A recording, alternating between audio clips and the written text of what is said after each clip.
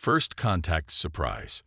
The Valari warships emerged from hyperspace in perfect formation, their crystalline hulls reflecting Earth's sunlight like a constellation of artificial stars.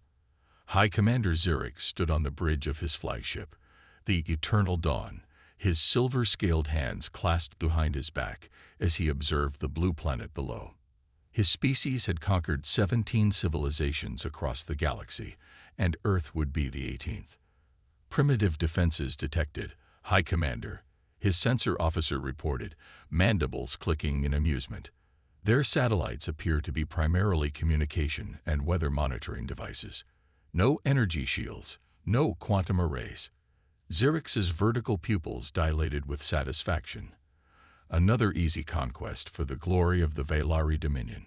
Send the standard ultimatum. Give them 6 hours to surrender their world. As the transmission was sent, Zurich allowed himself a moment of contemplation. The intelligence reports had painted an interesting picture of humanity, a species that had barely reached their moon, yet had imagined interstellar travel in countless stories.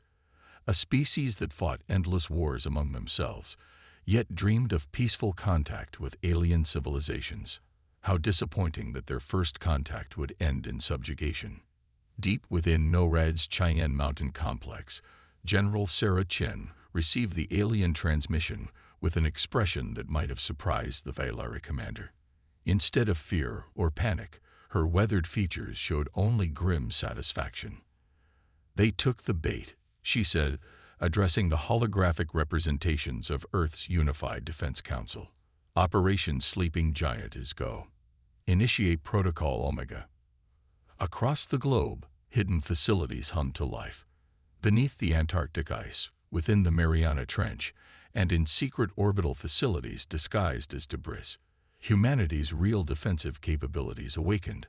For over a century, Earth's nations had maintained a carefully crafted illusion of technological limitation, all while preparing for this exact moment.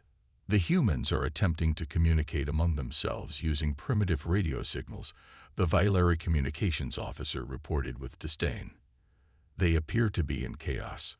Zurich nodded, having seen this reaction countless times before. "Show me their major population centers. We'll begin with a demonstration strike once the deadline." "High Commander." The sensor officer's voice cracked with sudden alarm. New energy signatures detected. Massive power readings emerging from multiple locations. The space around Earth shimmered as advanced cloaking fields deactivated. Orbital defense platforms, far more sophisticated than anything the Valari had encountered, revealed themselves. The primitive satellites transformed, unfolding into weapon arrays that made the sensor officer's mandibles quiver. "Impossible," Zurich whispered. "Their technology level. It was all a deception."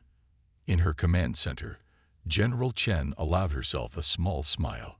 "Send the response to their ultimatum." The message that reached the Valari flagship was not the plea for mercy Zurich had expected. Instead, a clear, confident voice spoke. "To the Valari Dominion, we've been expecting you. Earth's response to your ultimatum is as follows.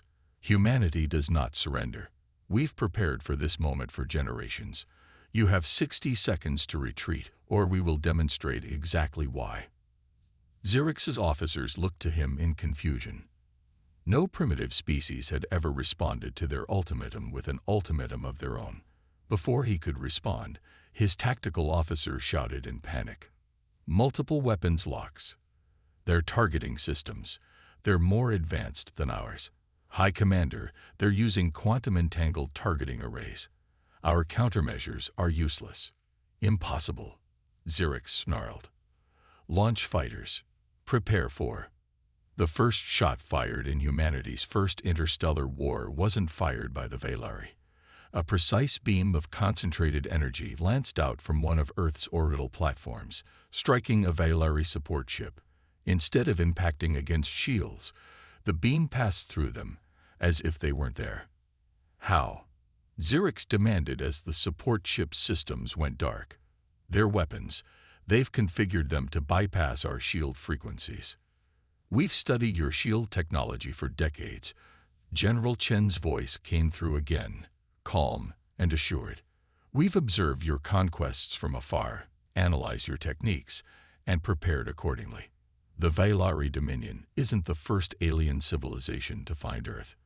You're just the first to announce yourselves so aggressively. Xerix watched in horror as more of Earth's defensive capabilities revealed themselves. What appeared to be chunks of space debris transformed into autonomous combat drones. The moon's dark side lit up with energy signatures as hidden bases activated. Even the planet's magnetic field seemed to respond to human control, forming an additional layer of defense that his sensors couldn't penetrate. All ships, battle formations, he commanded, but it was too late. Humanity's carefully prepared trap had already sprung. The battle that followed would become legendary in galactic history. The Valari fleet, accustomed to easy victories over primitive civilizations, found itself outmaneuvered and outgunned by a humanity that had spent generations preparing for this exact scenario. Earth's forces demonstrated capabilities that shouldn't have been possible for their supposed level of development, using technologies that seemed decades, if not centuries, ahead of their expected progress. As his fleet was systematically disabled by Earth's defenses, Xerix received one final transmission from General Chen. Consider this a lesson, High Commander. Humanity's greatest strength isn't our technology or our weapons, it's our imagination.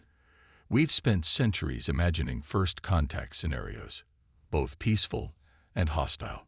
We've written countless stories, created countless strategies, and prepared for every possibility. You thought you were discovering Earth. The truth is, Earth has been waiting for you. The Eternal Dawn's bridge fell silent as the implications of humanity's deception sank in. They hadn't just encountered another civilization. They'd walked into a trap generations in the making. As emergency retreat signals flashed across his command console, High Commander Xerix realized that the galaxy's balance of power had just shifted dramatically. And somewhere in the vast chambers of the Galactic Council, urgent messages were already being sent. Humanity hadn't just repelled an invasion. They had announced their presence to the galaxy in a way that could not be ignored. The species that had been dismissed as primitive had revealed themselves to be anything but, and the ripples of this revelation would soon become waves that would reshape galactic society forever. The human factor. The Grand Chamber of the Galactic Council buzzed with an energy not seen in centuries. Representatives from over 300 spacefaring civilizations gathered in the massive crystalline amphitheater, their voices a chorus of clicks, whistles, and translated speech. At the center of attention stood Ambassador Marcus Santos, the first human representative to address the full council. Above them, holographic displays showed the battle that had occurred 72 hours earlier. The Valari fleet's defeat played out in precise detail, causing murmurs of disbelief with each demonstration of Earth's hidden capabilities. Elder Coordinator Votal, a being of pure energy contained within an intricate mechanical shell, raised a tendril of light for silence. Ambassador Santos, your species has much to explain. The level of deception involved in maintaining your technological facade is unprecedented. Santos smiled, his dark eyes reflecting the chamber's ambient light. With respect, Elder Coordinator, deception implies malicious intent. We simply chose not to advertise our capabilities until necessary, a practice that, I believe, several members of this council also employ. The comment caused several representatives to shift uncomfortably in their seats. Votal's energy form flickered, the equivalent of a raised eyebrow. What concerns us more than the deception, continued Archmonitor Lissith, her crystalline form refracting light in patterns that indicated agitation, is the speed of your technological development. Our analysis suggests many of your defensive systems incorporate principles that the Valari themselves only mastered within the last century. That's correct, Santos acknowledged. We reversed engineered much of it from observing their previous conquests. Humanity has a saying, the best teacher is often your future enemy. The chamber erupted in shocked discussions. A species using theoretical observation to develop countermeasures to technologies they hadn't even encountered yet was unheard of. From her position in the diplomatic observation deck, General Chen watched with satisfaction. While Santos handled the political theater, her team was already implementing the next phase of humanity's emergence onto the galactic stage. Her quantum-linked communicator chimed softly. "General, Operation Daybreak is ready," reported Colonel Rajpidal from Lunar Command. "The Prometheus fleet awaits your order." Chen allowed herself a small smile. The Velari had seen only a fraction of Earth's true capabilities. "Execute on schedule, Colonel. Let's show the galaxy what humanity can really do." Back in the council chamber, Santos was addressing concerns about humanity's military potential when new alerts flashed across the chamber's information displays. Representatives watched in astonishment as hundreds of advanced ships emerged from hidden facilities across Earth's solar system. As a gesture of transparency, Santos announced, his voice carrying clearly through the chamber, "We are now revealing our deep space capabilities. The Prometheus fleet represents humanity's readiness to take our place among the galactic community, either as friends or as defenders of our independence." The ships were unlike anything the Council had seen before. They incorporated technologies from multiple species, but with innovations that even their original developers hadn't conceived. Human ingenuity had taken established principles and pushed them in entirely new directions.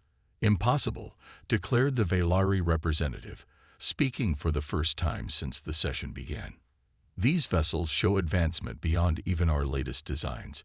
You cannot have developed this independently." "But we did," Santos replied calmly.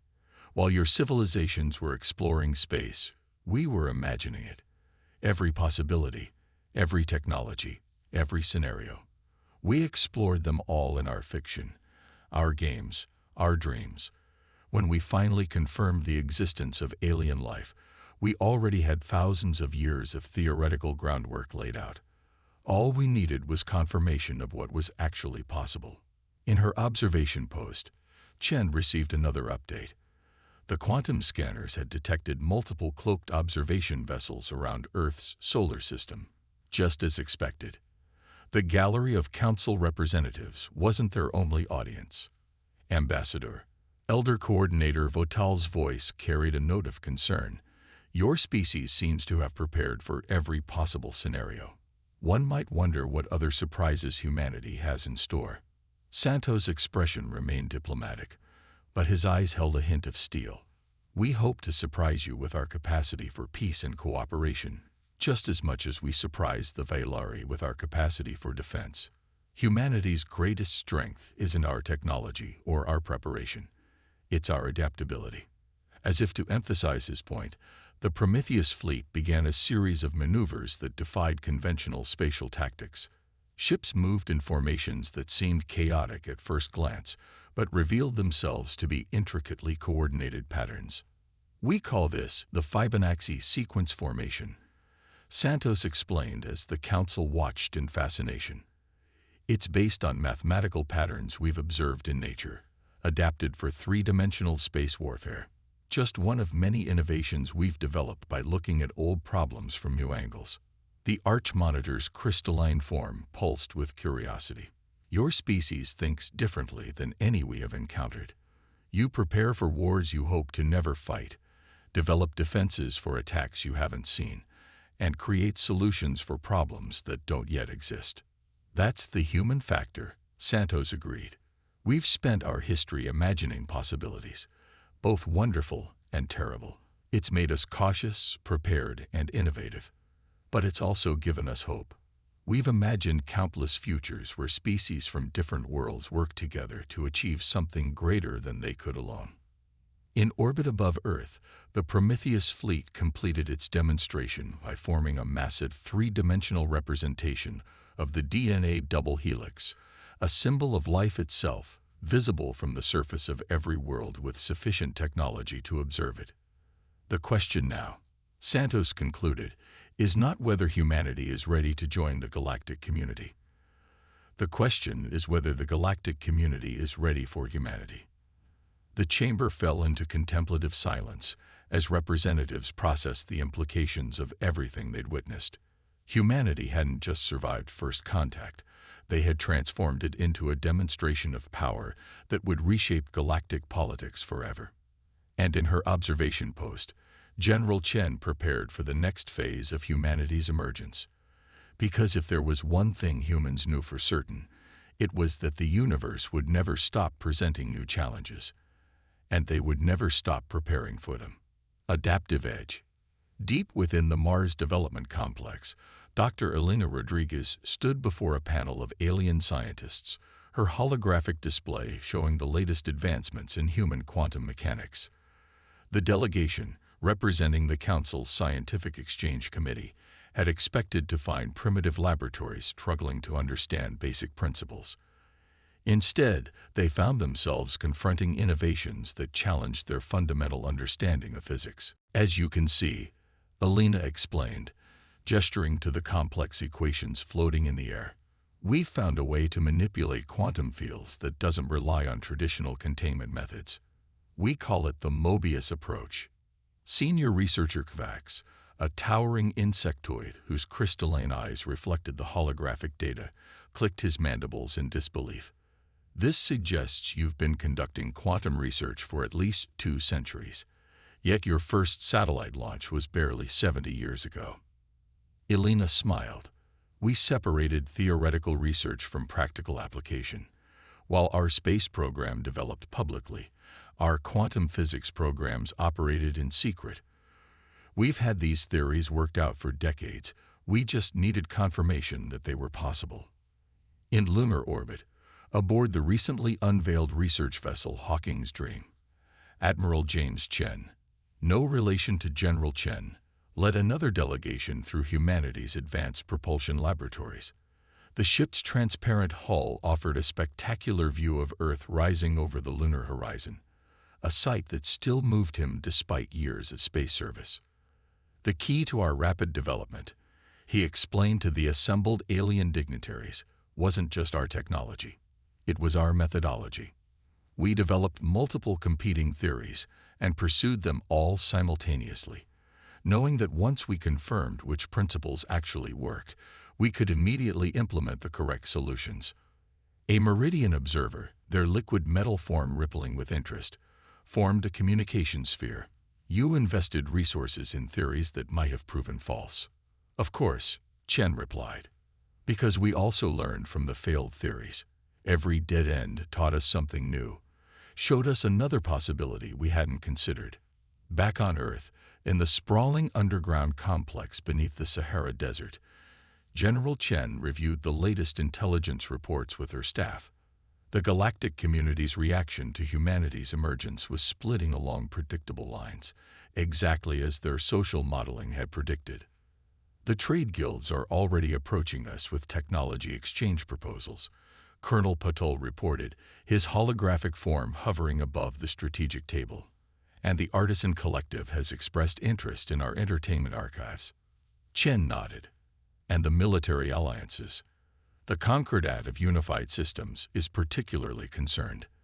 Their latest fleet movements suggest they're conducting combat exercises near their border with Valeri space. They're preparing for the possibility that we might align with their traditional rivals. Let them worry, Chen replied, studying the 3-dimensional map of known space. Uncertainty can be a more effective deterrent than direct confrontation. In the Galactic Council's restricted archives, Ambassador Santos met privately with Elder Coordinator Votal. The energy being's containment shell hummed softly as they reviewed historical records together. "We've found evidence," Votal's translated voice whispered, "of human observation posts dating back 3 centuries. You were watching us long before we knew you existed." Santos didn't deny it. "We detected your first attempts to scan our solar system. Rather than announce ourselves, we chose to learn. Every species that passed near our system taught us something new about galactic civilization." "A dangerous game," Votal observed.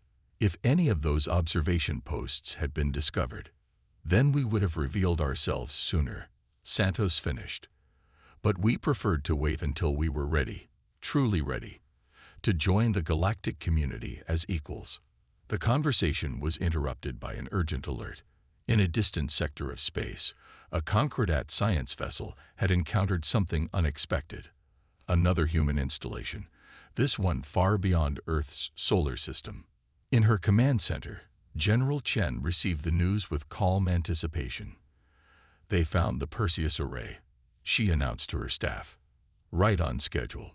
The Perseus array was more than just another hidden human facility. It represented something that would fundamentally change the galaxy's understanding of humanity's capabilities. For decades, while other species had focused on expanding their territories through conventional means, humanity had been quietly establishing a network of quantum-linked observation posts throughout the galaxy. The facility's discovery sparked a new wave of diplomatic activity. Species that had dismissed humanity as a curiosity now scrambled to establish relations. The Concordat's military exercises abruptly ceased as they reassessed their strategic position. Dr. Rodriguez, still briefing the scientific delegation on Mars, received the update through her neural link. "Ah," she said, noting the aliens' agitated reactions to their own received communications. "I see you've learned about Perseus. Perhaps now would be a good time to discuss our advances in quantum entanglement communication." The alien scientist's reactions ranged from shock to grudging admiration as she explained how humanity had achieved instantaneous communication across vast distances, a capability that most species considered theoretically impossible. "The key wasn't forcing quantum entanglement to behave according to our expectations," she explained, bringing up new diagrams. "It was adapting our technology to work with quantum uncertainty rather than against it. Sometimes the best way forward isn't to solve a problem, but to transform it into an advantage." As the implications of humanity's latest revelation rippled through galactic society, Admiral Chen stood at his viewport, watching Earth rise once again. "We're not just showing them our technology," he mused to his aide. "We're showing them a new way of thinking about the universe itself." And in the depths of space, the Perseus array continued its silent vigil, one of many human secrets still waiting to be discovered, because humanity understood something that their new galactic neighbors were only beginning to grasp.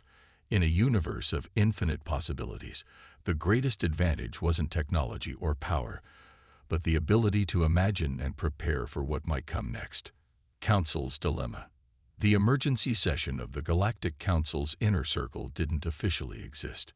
In a chamber deep within the Council Station's secure core, 13 of the most powerful beings in known space gathered to address what many now called the human question.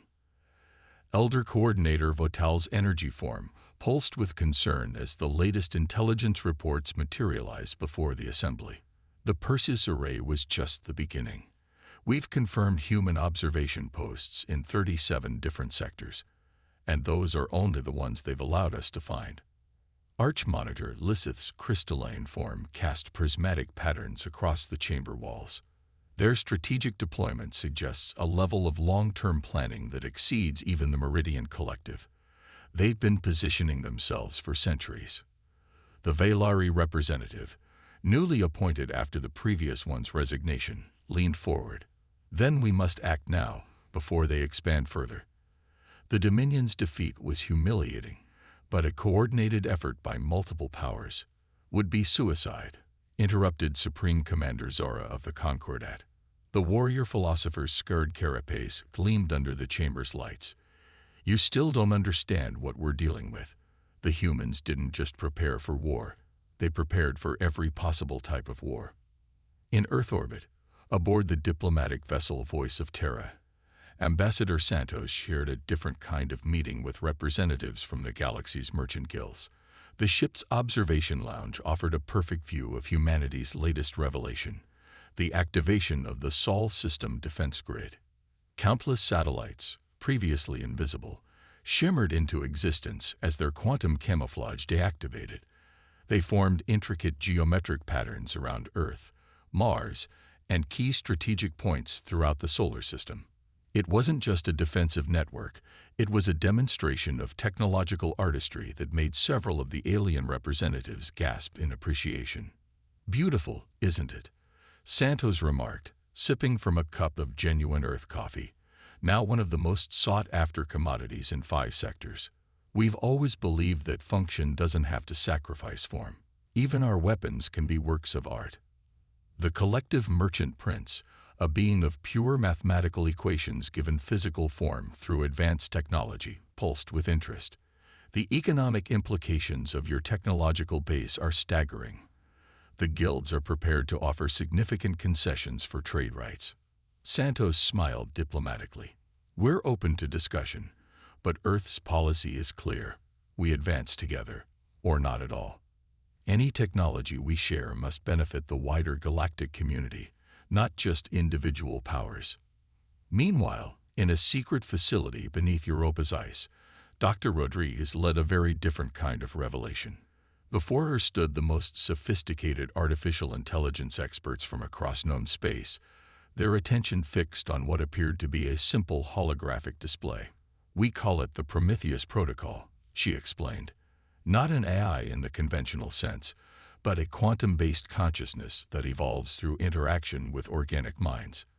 We developed it decades ago, but kept it dormant until we could ensure its ethical framework was unshakable. The alien experts exchanged troubled looks.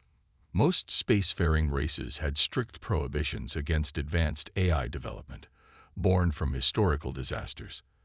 The fact that humans had not only developed safe AI, but had done so in secret, was yet another paradigm shift to process. In the inner circle chamber, the debate had turned heated. The humans have violated dozens of council regulations, the Valari representative insisted.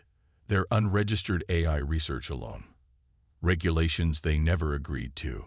Supreme commanders are countered, because we never knew they were advanced enough to be bound by them. They operated outside our framework by necessity, and now we must deal with the reality they've created. General Chen, monitoring the various diplomatic and scientific exchanges from her command center, received a priority alert that brought a rare smile to her face. Right on schedule, she murmured, before activating a quantum link to Ambassador Santos. They found it. Beyond the edge of human-claimed space, a Concordat exploration fleet had just discovered something impossible. A fully functional terraforming operation on a previously uninhabitable world. Human terraforming technology, operating quietly for decades, had transformed a dead planet into one nearly ready for colonization. The implications hit the galactic community like a supernova. Humanity hadn't just been preparing for war or developing technology. They'd been quietly solving some of the galaxy's most pressing problems. The terraforming technology alone could end centuries of territorial conflicts over habitable worlds. Back in the inner circle chamber, Elder Coordinator Votal raised all their energy tendrils for attention. We face an unprecedented situation. The humans have violated our protocols, operated beyond our oversight, and developed technologies we considered too dangerous to pursue. Yet they've done so with a level of responsibility and foresight that we cannot ignore. Supreme Commander Zara's mandibles clicked in agreement. They hid their true nature not out of malice, but out of prudence. They took the time to understand the galaxy's politics, problems, and needs before revealing themselves. And now they offer solutions to challenges we've struggled with for millennia. The chamber fell silent as the implications settled in. Humanity hadn't just forced their way onto the galactic stage. They'd orchestrated their arrival with a precision and foresight that made even the oldest races reconsider their assumptions about what was possible.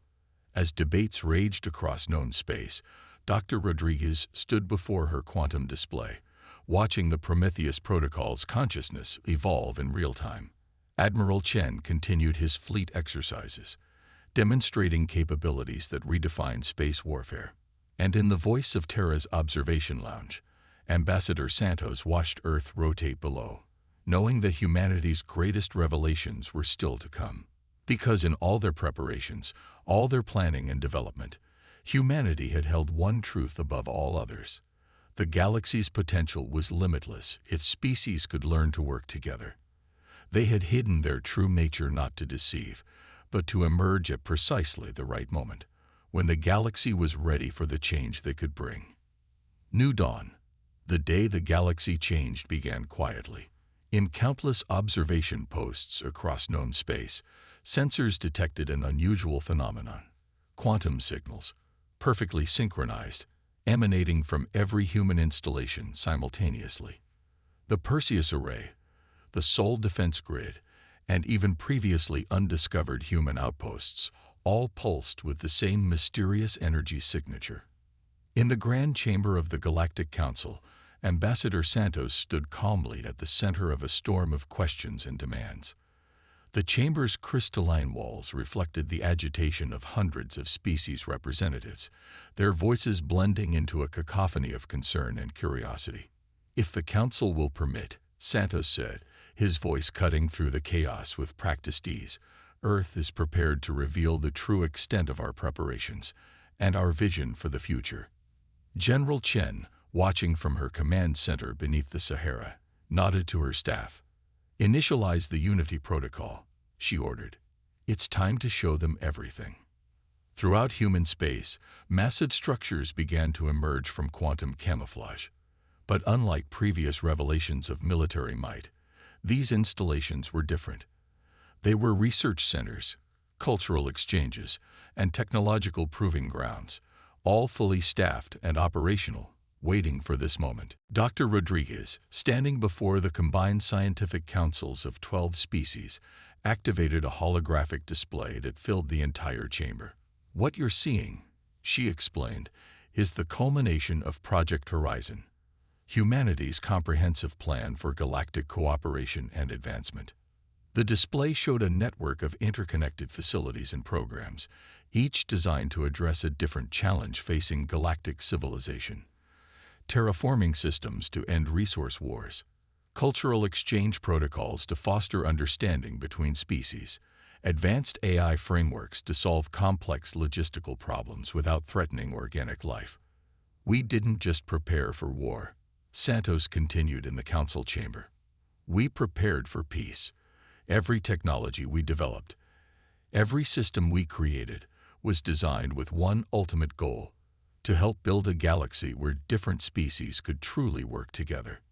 Supreme Commander Zara, watching from the inner circle's private viewing chamber, clicked her mandibles thoughtfully. They weren't just hiding their capabilities, she mused. They were waiting for the right moment to implement a plan generations in the making. The evidence was overwhelming. In sector after sector, human facilities activated to reveal not weapons or defenses, but solutions. Solutions to problems some species hadn't even recognized yet. The terraforming technology was just the beginning. Humanity had developed answers to challenges that had plagued galactic civilization for millennia. "The Prometheus Protocol isn't just an eye," Dr. Rodriguez explained to her astonished audience. "It's a framework for cooperation between organic and artificial intelligence, designed to enhance rather than replace biological consciousness. We've been running simulations for decades, proving it can work safely." In orbit above Earth, Admiral Chen welcomed a delegation of military leaders aboard the flagship Imagination's Edge. The vessel's quantum core hummed softly as he led them through chambers that defied their understanding of physics. "Our ships don't just break the rules of conventional space warfare," he explained. "They prove those rules never needed to exist. The same principles that make our weapons effective can revolutionize peaceful space travel." But it was in the council chamber that humanity's grandest revelation unfolded. Ambassador Santos, with permission from Earth's unified government, activated a final holographic display. It showed thousands of habitable worlds, all within reach thanks to humanity's advanced propulsion technology. "We call this the Genesis Initiative," he announced. "Enough worlds for every species to expand without conflict. Enough resources to end territorial wars forever. And with our terraforming technology, even more worlds can be made suitable for life." Elder Coordinator Votal's energy form pulsed with realization. "You're not just offering solutions," they said. "You're offering a completely new way of organizing galactic civilization." "We are," Santos confirmed. "Humanity spent centuries imagining possible futures, both wonderful and terrible. We prepared for the worst while working toward the best. Every story we told, every dream we shared, helped us prepare not just to join galactic civilization, but to help it evolve. General Chen, watching the proceedings, received confirmation after confirmation. Across the galaxy, species were beginning to understand. Humanity's greatest weapon had never been their technology or their preparation. It had been their vision of what the galaxy could become. The Artisan Collective was the first to formally accept humanity's proposals, followed quickly by the Meridian Alliance. Even the Velari Dominion, humbled by their defeat, recognized the opportunity being offered. One by one, species and alliances began to sign on to what would become known as the Terra Accords. In the deep quantum labs beneath Europa's ice, Dr. Rodriguez watched as the Prometheus Protocol began interfacing with alien systems, helping coordinate the massive logistical challenge of implementing humanity's plans. The AI's ethical framework, tested over decades, proved as unshakable as they had hoped. "We hid our true nature," Santos concluded before the council, "not out of fear or deception, but because we needed to understand, to learn, to prepare. And now we're ready, not to dominate, but to collaborate, to help build something greater than any single species could achieve alone." As the final votes were tallied and the Terra Accords were formally ratified, the quantum pulses from human installations changed frequency. They weren't just signals anymore. They were the heartbeat of a new era in galactic history. Admiral Chen, standing at his viewport aboard Imagination's edge, watched Earth rotate below. "You know," he said to his alien counterparts, "humans have an old saying. The best way to predict the future is to create it. That's what we've been doing all along." And across the galaxy, on countless worlds and stations, beings of all species looked up at their skies and saw something new: hope. Because humanity hadn't just revealed their true nature, they had revealed a path forward. A future where the combined imagination, innovation, and determination of all species could create something unprecedented. The galaxy would never be the same. And that was exactly what humanity had been preparing for all along.